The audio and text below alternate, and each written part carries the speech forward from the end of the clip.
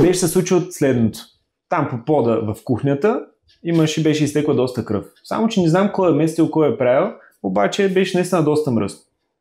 И пристигам, аз не знам, хорал съм, мисля, че до склада за продукти, връщам се и ме обвинява. В смисъл, аз не го разбирам, нали, конкретно какво казва за мен, обаче един вид казва на главния и на всичките, че аз съм направил тази поразия, пак аз не съм. И много се ядосах. Наистина се признавам, много се ядосах, защото на английски не ме разбират. На италиански не мога да проговоря, нали, от нищото.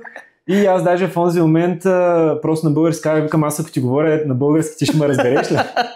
И той само ме погледна странно, но в крайна сметка, нали, той хвана, нали, там пътя на някъде и аз на друга страна се обърнах. Но наистина ми остана много... Тоест майчиния език излезе. Ти сигурно и други неща си казал? Не, друго не съм му казал.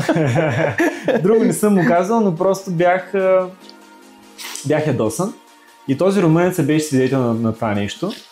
И каза, вика, ти наистина ще се наложиш да го научиш.